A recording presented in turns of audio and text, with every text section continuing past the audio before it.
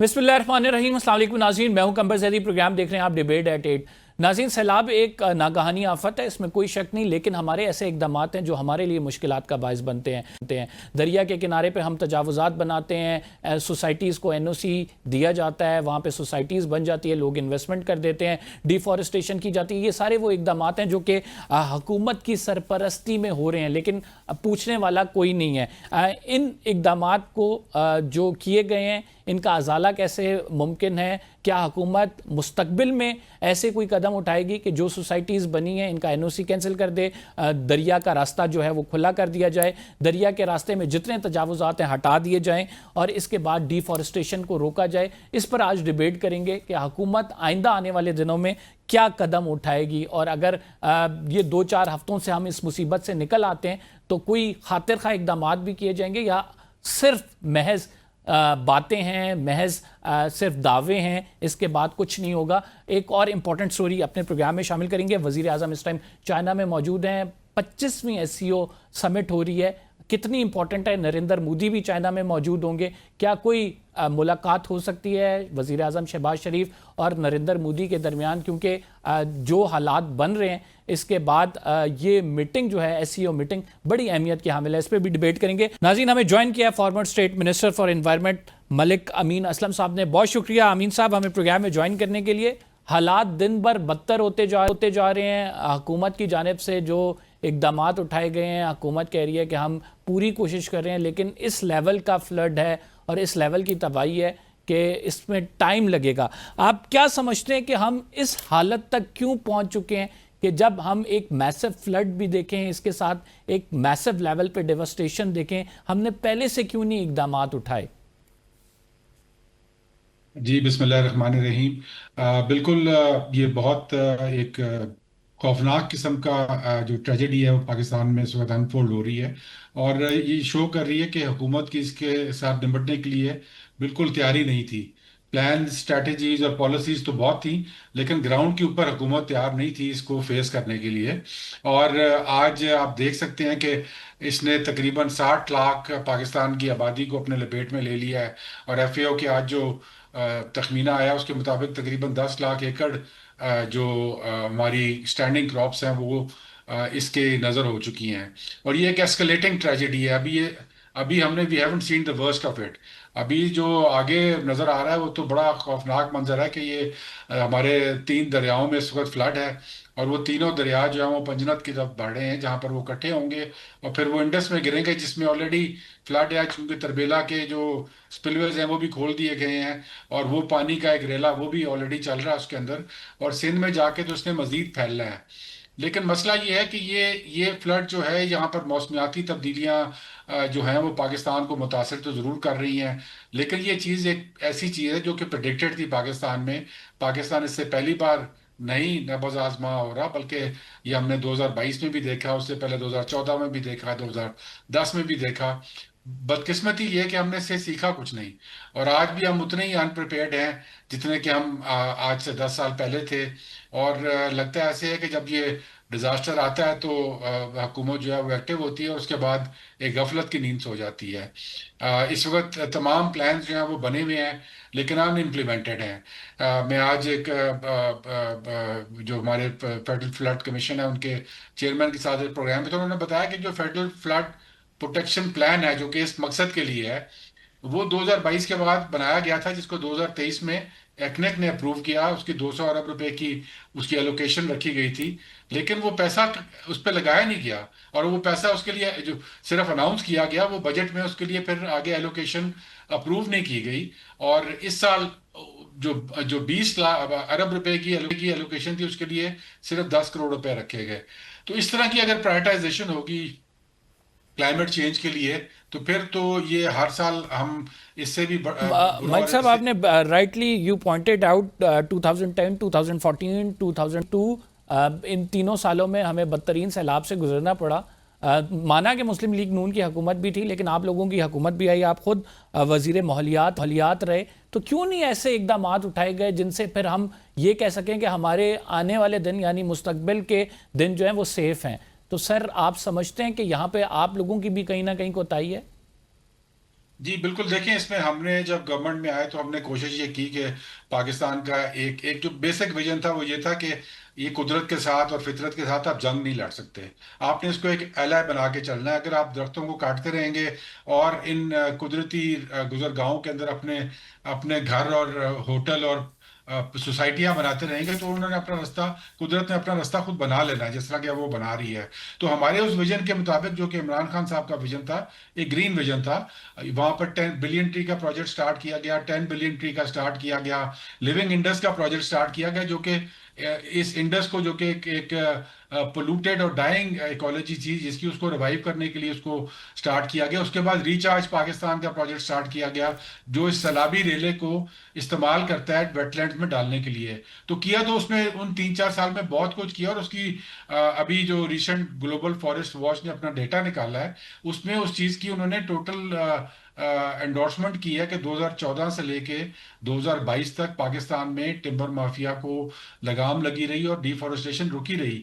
लेकिन बदकिस्मती ये कि जब जो इनिशिएटिव्स हैं, इनको एक कंटिन्यूटी चाहिए होती है। हुकूमतें जाने से या पार्टी तब्दील होने से या लीडर तब्दील होने से इनकी कंटिन्यूटी खत्म नहीं होनी चाहिए। पाकिस्तान में अनफॉर्चुनेटली ये कंटिन्यूटी बिल्कुल टूट जाती है। इस साल हमने देखा कि आपने जो डिफोरेस्टेशन थी 2022 तक जो रुकी रही, वो 2022 में उसने जंप लिया, और फिर 2024 में उससे भी डबल हो गई। और ये आयरॉनिक इसलिए है कि वही गवर्नमेंट जो दरख्त रोकने पे जोर दे रही थी, जब उसी की हुकूमत आई 2024 में, तो डिफोरेस्टेशन बढ़ गई पाकिस्तान मलिक में। साहब, अगर तो आई बात की थिंक जाए तो हमें ये सेंटर में उनकी हुकूमत आई, लेकिन केपी की तहरीके इंसाफ के पास ही रही। और तहरीके इंसाफ का अभी भी अगर राइट नाउ डाटा देखा जाए तो केपी हुकूमत में डिफॉरेस्टेशन मैक्सिमम लेवल पे हो रही है। इस फ्लड में जितने आप जो लॉग्स बैग के आए हैं उनसे अंदाजा लगा सकता है। और इसके साथ साथ केपी में तजावुजात, रिवर बेड्स पे जो तजावुजात हैं वो भी अपनी एक तौर पे एक खतरा बने हुए हैं। तो फिर इंप्रूवमेंट किस जगह पे हुई है सर? देखिए, मैं आपको यही डेटा समझा रहा हूँ कि 2014 से 2022 तक, जब तक इमरान खान साहब खुद यहाँ पे थे और वो एक इस विजन को सपोर्ट कर रहे थे, तब तक तो ये सही से में चलता रहा। ये मैं नहीं कह रहा, ये ग्लोबल फॉरेस्ट वॉच का डेटा है, जो कि मौजूद है इस वक्त वेबसाइट पे उनके। इंटरनेशनल सैटेलाइट के जरिए उसकी मॉनिटरिंग होती है। लेकिन अलमिया ये है कि जब वही हुकूमत पीटीआई की 2024 में आई, तो उन्होंने बेदरेक कटाई की दरख्तों की, जो कि इस बार हमें नजर आई मुनेर के अंदर और स्वात के अंदर, जब पानी की जगह दरख्त बह कर आए, और उनके साथ बड़े बड़े बोल्डर्स, क्योंकि वहां पर एक अनरेगुलेटेड माइनिंग भी हो रही थी, और स्टोन क्रशिंग भी हो रही थी, मार्बल क्रशिंग भी हो रही थी। तो ये इसमें अलमिया ये है कि ये कंटिन्यूटी मांगती हैं चीज़ें। और मुझे इसमें अब कोई शक नहीं है कि पाकिस्तान को अगर आगे बढ़ना है, क्योंकि ये मसला पाकिस्तान के साथ रहेगा अगली कई दिहाइयों में, और जिसने 2050 तक बढ़ते जाना है हर साल। पाकिस्तान को इस वक्त एक क्लाइमेट इमरजेंसी डिक्लेयर करनी चाहिए, और उस क्लाइमेट इमरजेंसी का ये होगा कि ये मसला हुकूमत, चाहे वो कोई भी हुकूमत हो, किसी भी पार्टी की हुकूमत हो, उसको इसको अपनी टॉप प्रायोरिटी पे रखना है। इसके लिए बजट एलोकेशन करनी है। और ये जो मसाइल है कि हमने टिम्बर माफिया से जान छुड़ानी है, लैंड माफिया से जान छुड़ानी है, अगर वो हम नहीं छुड़ाएंगे तो कुदरत जबरदस्ती छुड़ा लेगी। आज आपने देखा है कि 78 साल के बाद अगर पाकिस्तान में किसी ने लैंड माफिया से अपनी जमीन छुड़वाई है, तो वो दरियाए रावी है। वो सबके सामने है कि वो किस तरीके से दरिया ने अपना अपना रास्ता खुद बनाया है। और ये दरिया की गलती तो नहीं है, दरिया तो अपने रास्ते पे बह रहा है। कहीं पे भी दरिया उस रास्ते से बाहर नहीं निकल रहा जो कि उसका अपना रास्ता। अमीन साहब, मुसद्दिक मलिक साहब कहते हैं ताकतवर लोग जो हैं वो रिजॉर्ट बनाते हैं ऐसे एरिया में जहां पे पानी की गुजरगाह हो। कैसे एनओसी जारी कर दिया जाता है? कोई रिपोर्ट, इन्वायरमेंटल असेस रिपोर्ट नहीं होती, कोई रोकता नहीं है, ना ही उस टाइम पे कोई अथॉरिटी जो है हमें हरकत में दिखाई देती है। कैसे हो जाता है ऐसे? ये बिल्कुल ये आपने सही फरमाया कि जो रूडा का कॉन्सेप्ट है उसको क्रिस्टलाइज जो है वो पीटीआई की गवर्नमेंट में किया गया था। उस वक्त मैं क्लाइमेट चेंज का मिनिस्टर था, और मैंने इसकी ऑपोजिशन की थी उस कमेटी के अंदर जहां पर ये पेश किया गया, और एक ऑल्टरनेट प्लान पेश किया था, जो कि उसकी प्रेजेंटेशन हुई थी जो एशियन डेवलपमेंट बैंक ने बनाया हुआ था, जिसमें रिवर रावी को एक नेशनल पार्क में तब्दील करना था। उसके साथ फिर बफर जोन्स बनने थे। दरिया के रास्ते में कुछ नहीं होना था, लेकिन दरिया की जो पेरिफेरी है उसके ऊपर डेवलपमेंट होनी थी। लेकिन बदकिस्मती ये कि उधर कुछ ब्यूरोक्रेट्स ने वहां पर ऐसी प्रेजेंटेशंस की कि हम 2 बैराज बना देंगे, पानी को रोक लेंगे, यहाँ पर एक ऐसी दीवार बनेगी जो कि रिवर को टेम कर देगी। और बदकिस्मती उससे बड़ी ये हुई कि उस वक्त प्राइम मिनिस्टर साहब ने उनकी बात को तरजीह दी, और जो मैंने वहाँ पे प्रेजेंटेशन की थी उसको बलाए ताक रख दिया गया, जिसकी वजह से आज ये तबाही हुई है। ये तो this was a disaster waiting to happen. उस वक्त बिल्कुल ये मेरे सामने क्लियर बात थी कि ये एक ऐसी ट्रेजेडी है जिसने आज नहीं तो कल हो जाना अगर इसको जारी रखा जाएगा। लेकिन हुआ क्या कि उसके बाद फिर ये जो अगली सोसाइटी है, ये तो इसी हुकूमत जो जो ऑलरेडी है आजकल की हुकूमत है, इसने आके अप्रूव किए हैं वो सोसाइटीज। और उसके बाद जो उनके साथ हाल हुआ है, दरिया ने अपने अपनी जगह जो कि उसकी अपनी जगह थी वो वापस ली है। इसमें सबक हम सब के लिए ये है कि कुदरत के साथ जंग नहीं लड़ी जा सकती। जो कुदरत एक बैलेंस में चलती है, और अल्लाह ताला ने ये ज़मीन इंसान को अशरफुल मखलूक़ात तो बनाया है, लेकिन इस ज़मीन में बाकी मखलूक़ात भी हैं, बाकी और अनासर भी हैं। कुदरत का अपना एक निज़ाम है, उसके साथ आप टक्कर नहीं ले सकते। अगर ये आप टक्कर लेंगे तो यही होगा जो आज पाकिस्तान में हो रहा है। मुसद्दिक मलिक साहब कहते हैं कि ताकतवर लोग जो हैं वही दरिया किनारे रिजॉर्ट बना सकते हैं, कि एक आम गरीब आदमी नहीं उसकी पहुंच होती। वो कैसे एनओसीज ले लेते हैं, कैसे क्लाइमेट चेंज की जो मिनिस्ट्री है वो इसको फॉर ग्रांटेड लेती है। वहाँ पे जो आप ये समझते हैं रिजॉर्ट बनते हैं, वहाँ पे तजावुजात होते हैं, वो कल को इन्हीं लोगों को नुकसान पहुँचाते हैं। तो ये एकदम से इतना सारा कुछ कैसे हो जाता है? क्या इसमें माल पानी चलता है, क्या इसमें अप्रोच चलती है? क्योंकि जब ताकतवर शख्स की बात की जाए तो हुकूमत के मिनिस्टर ये खुद कहते हुए नजर आते हैं कि ये ताकतवर लोगों का काम है। तो इसका मतलब तो ये हुआ कि पाकिस्तान में ताकतवर लोगों को काबू करने वाला कोई नहीं है अभी। बिल्कुल आप सही फरमा रहे हैं, और मुसद्दिक साहब ने भी बिल्कुल सही बात की है। ये इसमें क्लाइमेट चेंज मिनिस्ट्री तो उसको ओके नहीं करती, ये एनवायरमेंटल प्रोटेक्शन अथॉरिटीज ओके करती हैं, जो कि एनवायरमेंटल इम्पैक्ट असेसमेंट एक रिपोर्ट होती है उसको ओके करती हैं। तो मेरे ख्याल में तो ये इस क्राइसिस से हमें एक ये चीज़ भी निकालनी चाहिए कि अगर हमने आगे पाकिस्तान को बचाना है तो हमें इसकी बड़ी स्ट्रिक्ट अकाउंटेबिलिटी की ज़रूरत है कि ये किस तरह प्रोजेक्ट उस एनवायरमेंटल इम्पैक्ट असेसमेंट से अप्रूव होकर निकले। उस वक्त कौन लोग थे जिन्होंने इसको अप्रूव किया, और उनकी बड़ी सख्त अकाउंटेबिलिटी होनी चाहिए। जब तक हम ये नहीं करेंगे तो ये तो आगे इसमें अवाम भी और पूरा पाकिस्तान भी सफ़र करेगा। और अभी जो ट्रेजेडी आपके सामने है, ये तो एक मैं जैसे मैं कह रहा हूँ कि एस्केलेटिंग ट्रेजेडी, इसने आगे नज़र आ रहा है कि अगले 2 हफ्तों के अंदर इसने मज़ीद अपनी शिद्दत में भी इजाफा करना है, अपने बहाव में भी इजाफा करना है। ऑलरेडी 60 लाख लोग इससे मुतासर हो चुके हैं, और ये मजीद बढ़ेंगे। सिंध के अंदर अभी एक रिपोर्ट आई है कि जो सिंध की दरिया का रास्ता है उसके अंदर 25 लाख एकड़ के ऊपर पिछले 20 साल के अंदर तजावजात किए गए हैं। अभी ये जब दरिया वहां जाएगा तो इसने उन तजावजात को भी खाली करवा लेना है।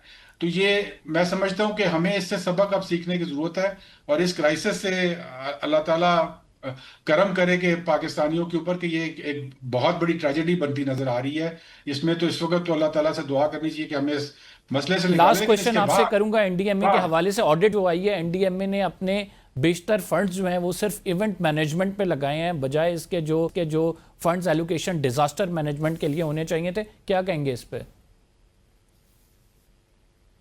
बिल्कुल, अगर लगाए तो गलत किए हैं। मैं समझता हूँ कि उसकी भी इस सब की अकाउंटेबिलिटी होनी चाहिए। एनडीएमए ने disaster community based disaster management करना था।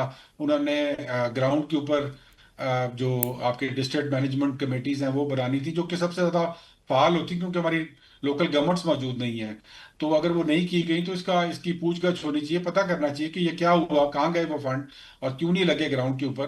क्योंकि ग्राउंड के ऊपर तो हम एक टोटली अनप्रिपेयर्ड सिचुएशन में नजर आ रहे हैं, और जो लेवल ऑफ ट्रेजेडी है वो बढ़ती हुई नजर आ रही है, और पाकिस्तान के लिए एक तशवीशनाक हालत है जो कि आगे नजर आ रही है। अभी इसमें हमने एक मुश्किल फेज में जाना है, क्योंकि बहुत सारे लोग इससे जब मुतासर होंगे तो उनकी रिहेबिलिटेशन और फिर उसके बाद उनके घरों की रिकंस्ट्रक्शन, इसमें पैसा भी लगेगा, और इसके अंदर आगे आने वाले दिनों के अंदर बहुत बड़ा एफर्ट भी लगेगा, और इसके लिए बड़ी स्ट्रॉन्ग पॉलिटिकल कमिटमेंट और विजन चाहिए। और मैं समझता हूँ कि ये इसलिए एक हमें क्लाइमेट इमरजेंसी डिक्लेयर करने की जरूरत है, ताकि हम इस चीज को भूलें ना। ये ना हो कि 2-3 हफ्ते बाद जब ये डिजास्टर गुजर जाए तो उन लोगों को भी अपने हाल पर हम छोड़ दें, उन और उसके बाद अगले डिजास्टर का इंतजार करें, क्योंकि वो डिजास्टर आना है। ये नहीं कि नहीं आना, वो आना है।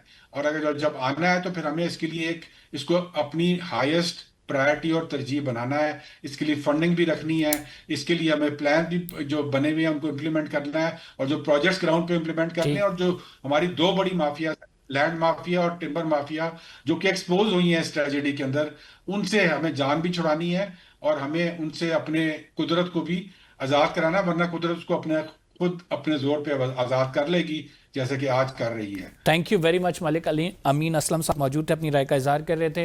नाज़रीन, प्रोग्राम में एक छोटा सा ब्रेक लेंगे। We will be right back after this short break. आप कहीं मत जाइएगा।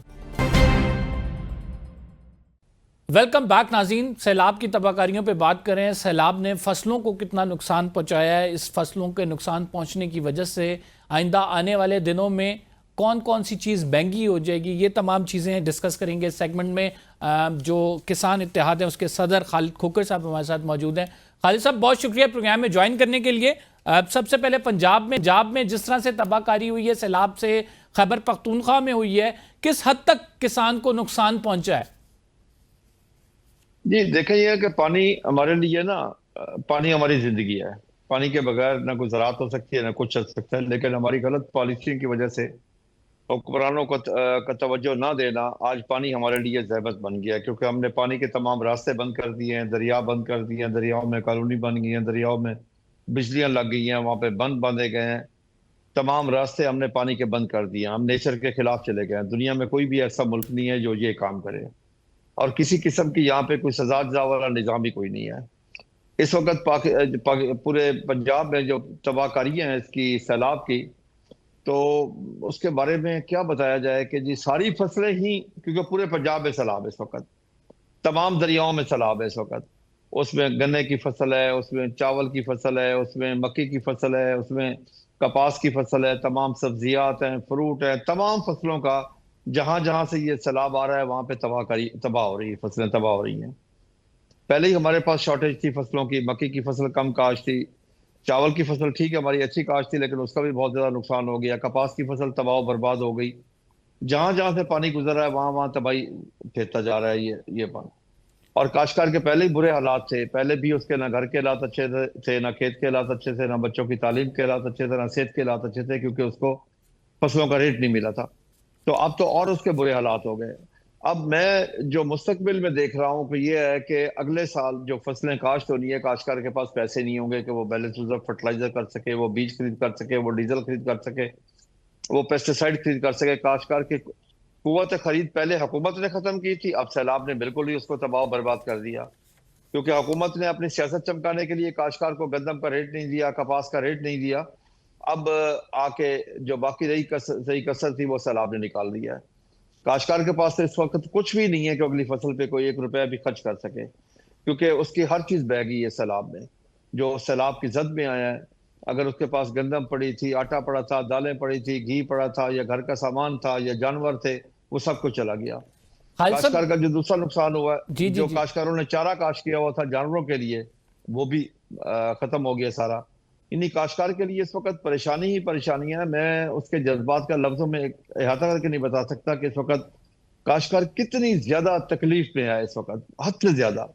खालिद साहब, बदकिस्मती से मैं माजरत के साथ मैं जी कि हमने, हमारे हुक्मरानों ने जो इस वक्त 40-50 साल से ये हुक्मरानी कर रहे हैं, जी। कि मोटरवे बना दिए हैं, मेट्रो बन गई है, ऑरेंज ट्रेन बन गई है, ये डैम क्यों नहीं बने?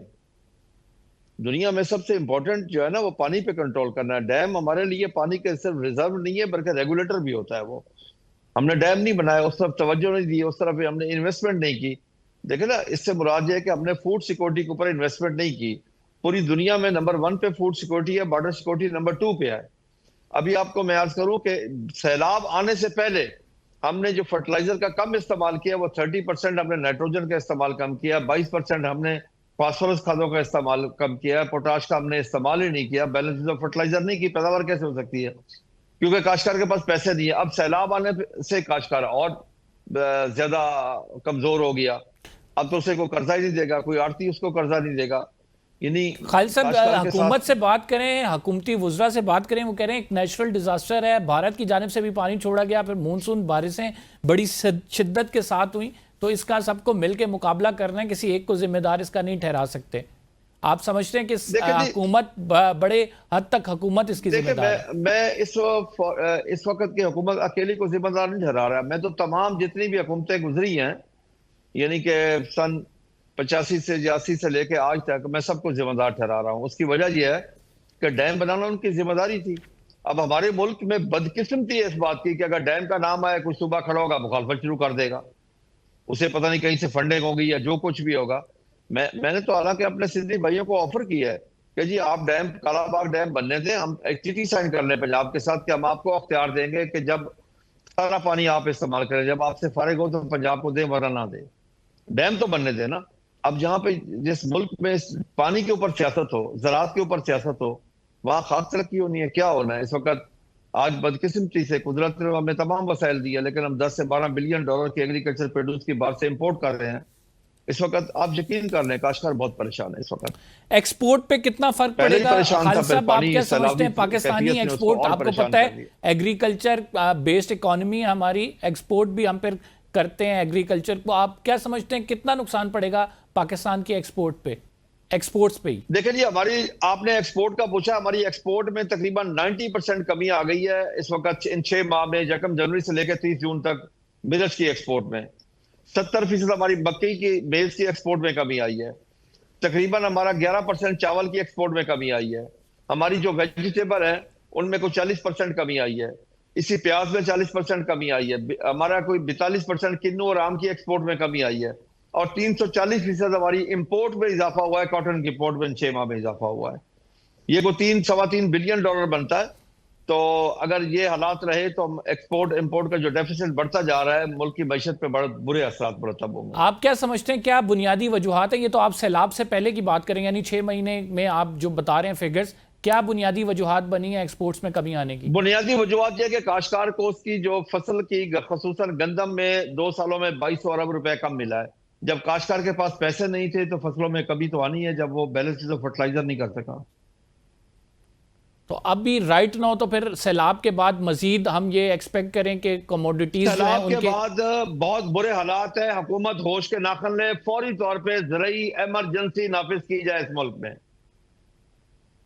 आप क्या समझते हैं जो कमोडिटीज हैं इनकी प्राइस कितनी हाई होगी? और इसके हवाले से आप लोगों ने अपने कंसर्न्स गवर्नमेंट को एड्रेस किए हैं? मैं हुकूमत से कहता हूं कि हुकूमत इंटरवीन करे और काश्तकार को सिर्फ चाहिए उसकी पैदावारी लागत प्लस 25% प्रॉफिट। इसके अलावा हमें और कुछ नहीं चाहिए।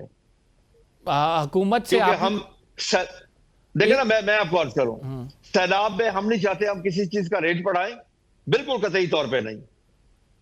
कतई तौर पे मैं नहीं चाहूंगा कि सैलाब में हम किसी चीज का, हमें सिर्फ और सिर्फ चाहिए हमारी जो भी फसल की पैदावारी लागत हो 7-25% हमें मुनाफा मिल जाए। लेकिन खालिद साहब, जब प्रोडक्शन नहीं होगी, जब उसका आपको पता है मार्केट में अवेलेबल ही नहीं होगी, तो रेट तो बढ़ेगा उस चीज का। लेकिन ना फिर मिडल मैन कमाएगा, काश्तकार तो नहीं कमाता इस मुल्क में। काश्तकार को तो ये हक ही नहीं दिया जाता। वो अगर एक्यूमुलेटिव बात करें तो आप क्या समझते हैं कि कितना फर्क आएगा सैलाब के बाद? महंगाई किस हद तक बढ़ जाएगी? देखें ना, सप्लाई एंड डिमांड पे सारा कुछ चलता है। तो अगर सप्लाई में कमी आएगी, डिमांड में इजाफा होगा, तो साफ लामाला तौर पर रेट बढ़ेगा। लेकिन हम काश्तकार नहीं बढ़ाएंगे रेट। इस सैलाब से हमारी कितनी प्रोडक्शन अफेक्ट हुई है? आप किस तरह से इसको एक्सप्लेन करेंगे?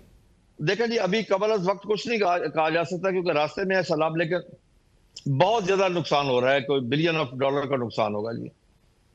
ठीक। आप ये समझते हैं कि हुकूमत आपके कंसर्न्स को एड्रेस करेगी? इस हवाले से कोई बातचीत हुई है आपकी? देखें जी, जहां तक हुकूमत की बात है, मुझे बहुत कम उम्मीद है कि हुकूमत काश्तकार के साथ कोई ऐसा सलूक करे कि काश्तकार अपने पांव पे खड़ा हो जाए। मुझे बहुत कम उम्मीद है जी। तो फिर इस तमाम चीज़ों का वे आउट क्या देख रहे हैं आपके? किस तरह से इस मुश्किल हालात से निकला जा सकेगा? काश्तकार के लिए तो खसूसन बहुत मुश्किल है। देखें जी, मैं इसमें कबल अज़ वक्त कुछ नहीं कह सकता जी। अब देखते हैं हुकूमत क्या करती है जी। बहुत शुक्रिया। किसान इत्तेहाद के सदर खालिद खोखर साहब हमारे साथ मौजूद थे, अपनी राय का इजहार कर रहे थे। नाज़रीन, प्रोग्राम में एक छोटा सा ब्रेक शामिल करेंगे। We will be right back after this short break. आप कहीं मत जाइएगा।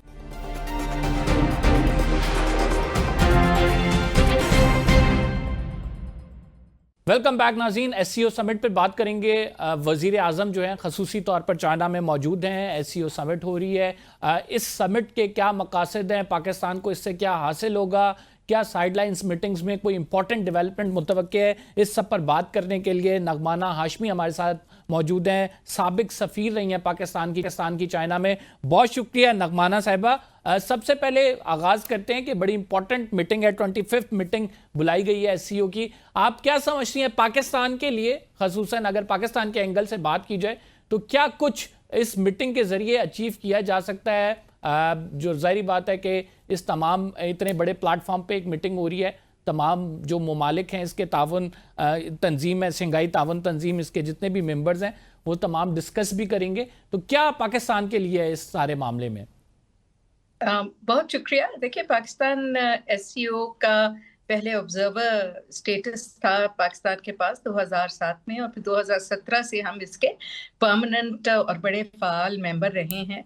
और अब इसके 25th इसकी समिट है, और ये एक बहुत ही क्रिटिकल जंक्चर पे हो रही है। अगर आप देखें तो एससीओ के लिए भी और हमारे खित्ते के जो ममालिक है, ख़ास तौर पे पाकिस्तान के लिए भी, क्योंकि ये पहली एससीओ समिट है चाइना की प्रेसिडेंसी में जो बहुत सारे इम्पोर्टेंट इवेंट्स के बाद हो रही है। पाकिस्तान इंडिया का अभी आपने 4-day कॉन्फ्लिक्ट जो था वो देखा, और उससे किस तरह कि खित्ते में और बियॉन्ड हमारे रीजन के जिस तरह की पॉजिटिव इम्पैक्ट पाकिस्तान को बूस्ट मिला है, और जो पॉजिटिव इम्पैक्ट आया है और जो चीज़ें चेंज हुई हैं, तो उस लिहाज से भी देखा जाए तो पाकिस्तान के लिए ये बहुत इम्पॉर्टेंट मीटिंग है। और चाइना के लिए भी बहुत इम्पॉर्टेंट मीटिंग इसलिए है कि for a long time to come अब ये चाइनीज इसकी प्रेसिडेंसी चीन के पास नहीं आएगी, क्योंकि रोटेटिंग प्रेसिडेंसी होती है। और मेरा ख्याल है कि इस वक्त जबकि इंडिया और अमेरिका के ताल्लुकात भी कुछ डोल रहे हैं, तो ये चीन की ये कोशिश होगी कि वो तमाम खित्ते के ममालिक को लेके इस एससीओ समिट के दौरान वो चाहेंगे कि इसके नतीजे में जो एससीओ है वो अपने एक ककून से निकल के और अपने पर फैला के और अपना जो राइटफुल प्लेस है जो एससीओ रिप्रेजेंट करता है यूरेशियन लैंड मैस को, और it's 50% of the world population और 40% ऑफ द जीडीपी, कि वो अपना इट कम्स फुल साइकिल और वो दुनिया को ये बताए कि ये एक इम्पॉर्टेंट सीरियस ऑर्गेनाइजेशन है जो अब बिल्कुल टेक ऑफ के लिए तैयार है। पाकिस्तान का इसमें फ़ायदा ये है कि बहुत अरसे से, जब से हम इसके मेंबर बने, और ख़ास तौर पे जब से पिछले 11 साल से मोदी साहब की गवर्नमेंट है इंडिया में, तो हमारे सारे प्रोजेक्ट्स जो एससीओ के थ्रू हम कर सकते हैं वो बहुत सारे ब्लॉक हो जाते हैं इंडिया की वजह से। और क्योंकि कंसेंसस में लिया जाता है डिसीजन, तो बहुत सारी चीज़ों से हम फ़ायदा नहीं उठा सकते। क्योंकि अब मैं तो कहूँगी बड़ी बात है, बट ये इट्स अ फैक्ट ऑल्सो कि इंडिया जो है वो थोड़ा सा पोजीशन ऑफ वीकनेस में ये समिट अटेंड कर रहा है, बिकॉज वो अब वेस्ट की तरफ से डिसइल्यूजन थोड़ा सा हो के और वो अपने नॉर्मलाइजेशन ऑफ रिलेशंस की तरफ जा रहा है चीन के साथ, जिसमें उसको पता है कि पाकिस्तान का आप समझती हैं कि ये नॉर्मलाइजेशन होगी चीन के साथ जो भारत के रिलेशंस हैं? आपको पता है लद्दाख वाला मामला हुआ, इसके बाद फिर हम डेवलपमेंट्स देखें तो जिस तरह से वेस्ट और अमेरिका की जानिब से खसूसन भारत को हजीमत का सामना करना पड़ा टैरिफ के मामले पे भी, तो आप समझती हैं कि भारत नॉर्मलाइजेशन चाइना से बड़ी जल्दी चाहता है और चाइना भी इस तरफ बढ़ेगा? देखिए normalisation I think is a big word. ये दोबारा जो है वो रिलेशनशिप मैनेजमेंट की तरफ जा रहे हैं कि इस रिलेशनशिप को मैनेज किया जाए कि वो नेगेटिव की तरफ न जाए। नॉर्मलाइजेशन तो देखिए अभी हो नहीं सकती क्योंकि उनके इश्यूज बहुत ज्यादा हैं, लेकिन अगर ये भी पेशरफ्त बहुत बड़ी होगी कि उसको मैनेज करें और जो उनके कोर इश्यूज हैं उनको वो अभी थोड़ा सा बैक बर्नर पे रखें और देखें कि खित्ते में और दुनिया में जो चेंजेस आ रही हैं वो एससीओ के ममालिक किस तरह उससे एससीओ के मेंबर्स को एंड बियॉन्ड दिस रीजन फायदा उठा सकते हैं और उसको इफेक्टिव बना सकते हैं। तो उसमें आई एम श्योर के इंडिया को भी अब समझ आ गई है कि पाकिस्तान को जो वो समझता था कि बहुत एक वीक पार्टनर है, वो नहीं है। और हमारी अब इंडिया के साथ कन्वेंशनल उसमें भी पैरिटी बहुत क्लियरली साबित हो गई है। तो I think India with with some sober counselling from China and also from Russia, तो शायद चीजें बेहतरी की तरफ जाए और शायद एससीओ के, क्योंकि देखिए एससीओ में 14 से 16 डिफरेंट काइंड्स ऑफ डायलॉग्स हैं जिसमें बहुत अपॉर्चुनिटीज हैं लोगों की वेलफेयर की, डेवलपमेंट की और साथ मिलके सारे मुल्कों के काम करने की, जिससे मैंने कहा कि आप एक्सपेक्ट करती हैं कि साइडलाइंस मीटिंग में, जैसे कि अभी राइट नाउ बड़ा इशू चला हुआ है, एक तो नरेंद्र मोदी खुद इस मीटिंग को अटेंड करने जा रहे हैं। पाकिस्तान में जब एससीओ हुई थी तो जयशंकर साहब आए थे, अब वजीर आजम भी हमारे वहाँ पे हैं, नरेंद्र मोदी भी वहाँ पे होंगे, तो आप समझती हैं कि कोई बड़ा ब्रेक थ्रू हो सकता है? पानी का मसला अभी राइट नाउ इतना बड़ा है सब कॉन्टिनेंट के लिए, चाहे वो इंडिया की बात करें, पाकिस्तान की बात करें, आम लोगों का नुकसान हो रहा है। तो जो आइस है वो आप ये कह सकते हैं कि बर्फ पिघलेगी, किसी भी सूरत में कोई भी बातचीत आगे बढ़ेगी, खसूसन जो पाक इंडिया कॉन्फ्लिक्ट हुआ है उसके बाद से। देखिए, जहां तक आइस ब्रेक करने का होता है तो आपको याद होगा कि इंडिया और पाकिस्तान में बड़े सख्त टेंशन्स थी, और फिर इसी तरह एक इंटरनेशनल गैदरिंग में मुशर्रफ साहब गए और उन्होंने मोदी साहब से मोदी साहब से नहीं, उनके जो पहले प्राइम मिनिस्टर से, उनसे हाथ मिला लिया, बातें शुरू हो गई। तो कोई भी चीज देखे इम्पॉसिबल नहीं होती डिप्लोमेसी में, और जब इस तरह का इंटरनेशनल एटमॉस्फेयर होता है। मैं अब हुकूमत में तो हूं नहीं, तो मुझे नेचुरली इनसाइड स्टोरी तो नहीं पता, लेकिन जो कुछ देखा जा रहा है, सुन रहे हैं उसमें, और जो लिखा जा रहा है उसमें कोई स्केड्यूल्ड मीटिंग तो मुझे नजर नहीं आई। लेकिन जाहिर सी बात है कि रिट्रीट भी होगी, सारे ममालिक क्लोज डोर मीटिंग्स भी करेंगे, तो नथिंग इज इम्पॉसिबल। बट ये डेफिनेटली मेरे ख्याल से थोड़ा सा एक जो इस खित्ते में टेंशन है उसमें कमी जरूर आएगी, और थोड़े से रास्ते खुलने शायद आपको शुरू होते नजर आए। देखिए, अभी इतने ज्यादा रेटोरिक के बाद और इतनी ज्यादा बातें करने के बाद सारे मैकेनिज्म को 3-4 साल से ब्लॉक किया हुआ था इंडिया ने इंडर वाटर्स ट्रीटी के, लेकिन अब पिछले दिनों में उसने 2 से 3 बार पाकिस्तान को कांटेक्ट किया है उन्हीं मैकेनिज्म्स के थ्रू, और वार्न किया है कि जी ये फ्लड वाटर्स हम नहीं कंटेन कर पा रहे, ये आपकी तरफ आएंगे। तो थोड़ा थोड़ा तो देखें चीजें कुछ हिलनी शुरू हुई हैं। और अगर चाइना की बात की जाए, आप क्या समझती हैं ना कि जो हैं क्या मकासद होंगे चाइना के? देखिए कि मैडम, अगर देखिए चाइना के लिए तो ये बहुत इम्पोर्टेंट पॉइंट है, क्योंकि चाइना अब अपनी रिजुविनेशन के आप समझे आखिरी फेज में है, और इस वक्त इस क्रिटिकल जंक्चर पे जब पूरी दुनिया एक फ्लक्स में है, और उसकी इंडिया के साथ भी और अमेरिका के साथ आपने देखा है कि खास तौर पे किस किस्म की टेंशन्स और कंपटीशन अब बढ़ता चला जा रहा है। तो आई एम श्योर ये एक मौका है चीन को ये दुनिया को बावर कराने का कि एससीओ ऑर्गेनाइजेशन एक बहुत इफेक्टिव और फ़ाल ऑर्गेनाइजेशन बन के उभर सकती है, सिक्योरिटी के लिए, पीस के लिए, टेररिज्म को काउंटर करने के लिए, और peace and development of this region. और हम पूरी दुनिया को एससीओ की जो बाकी ऑर्गेनाइजेशंस हैं वो एक ऑल्टरनेट फाइनेंशियल मैकेनिज्म भी प्रोवाइड कर सकती हैं। तो एससीओ अब उस लेवल पे आ गया है कि हम as an organisation Eurasian landmass की जो 50% दुनिया की आबादी को रिप्रेजेंट करता है और 40% जीडीपी को रिप्रेजेंट करता है, ये अब फुल इसने सर्कल कर लिया है और हम रेडी हैं फॉर टेक ऑफ।